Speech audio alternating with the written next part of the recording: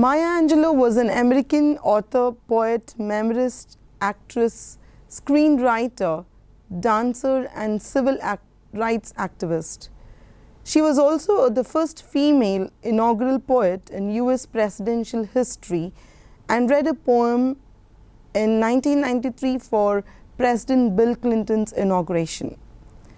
She spent most of her childhood and youth in mute, but found her voice in poverty. The main themes that can be found in her writing include African American experiences, love, loss, music, discrimination, family, identity, racism, struggle, and slavery. The purpose of her work was to show the inequality between blacks and whites in America. Maya Angelou wanted to enlighten blacks and uplift the society with her work. Today I am going to give you an overview of her poem, Still I Rise.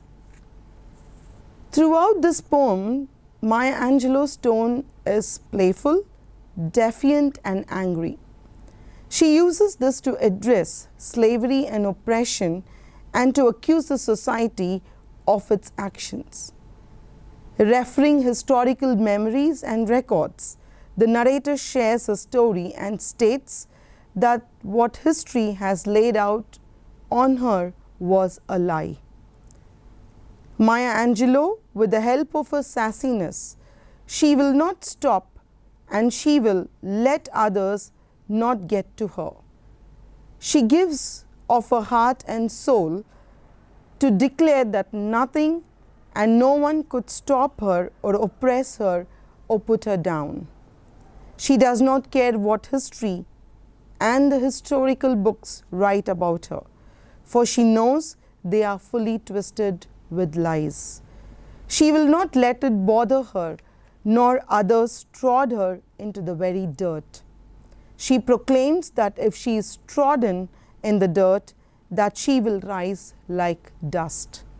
She asks a question which is very interesting, as she refers to her own tone as sassiness, and asks the hearers if her sassiness, her tone is upsetting them. She notices that people around her, especially in the society, the blacks, are beset with gloom. When she succeeds, she knows that her success is filled with the hope and that she wants to give it to the others in the society in writing and with her own voice. She says that the oil wells are pumping in her living room, which symbolizes her success. There is hope here that things will improve and the future will be brighter. She believes that others like society and the community want to see her in her weakened state. She does not seem like that, but her strength is something marvelous, something great. She stands tall against all this. She compares herself to the moons and the suns as they are affected by the tides. This gives the reader an understanding that the speaker has no other choice but to rise up from her affliction. Tries as a society might try to keep her as an oppressed person, but in her nature she wants to rise and stand up against the oppression, just as the nature of the tides to respond to the moon. The speaker questions are direct, pertinent, and appropriate, accusing. She knows that her success is to receive, which is received with all kinds of bitterness, but by the racist people in the society. So she directs these questions to them once again. She says that how long she has been trying to keep her oppressors down. She asks them if they want to see her broken, oppressed, depressed, and bitter. She asks these questions to know that this indeed will be her success. The speaker knows that she has drawn attention to it with this realizing that these are the cutting questions which she would like to rise. She talks about the upsetting audience that she tries to face in terms of readers, in terms of the whites who oppress her, but she remains joyously strong. She wants to laugh as she encounters her white audience.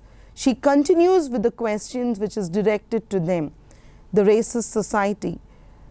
They ask her whether she asks the audience whether her haughtiness is offensive. She knows that the society is trying to look down, but she, as a black woman with full of pride, wants to fight for the community. She says that she will continue to be all the more successful in fighting for her community. She says that she has gold mines digging in her backyard. She says that she finds the success all around her. She lets the society know that no matter what they do, what the oppressors do to her, she will still succeed, because she wants to rise and rise like the dust. She proclaims that the community cannot prevail against her, even if it manages to have her killed because of her hatefulness. She claims that she will rise like the air. Maya Angelou does not care if the readers are offended by this kind of an attitude.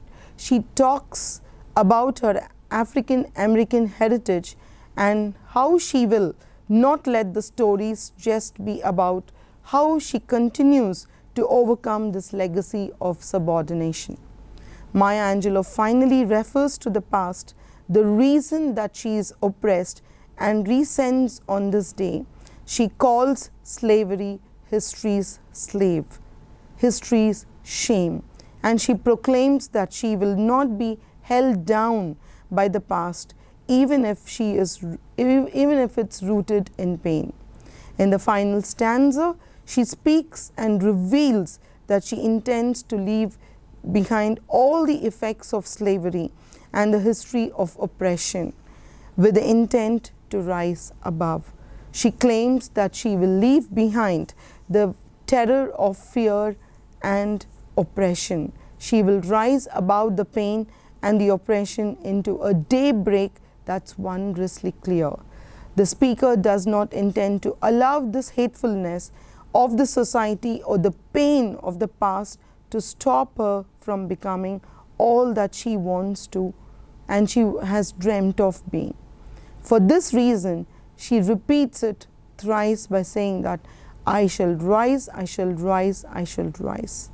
Finally, with a deeper meaning, Maya Angelou transcends from the darkness into the light, going from being oppressed to standing up for oppression.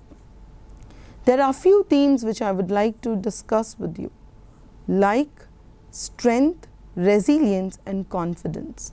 These are the three major themes that she tries to incorporate in her poems, and she wants all of us to be strong as she is, and says that never ever give up in your life, but rise like the air.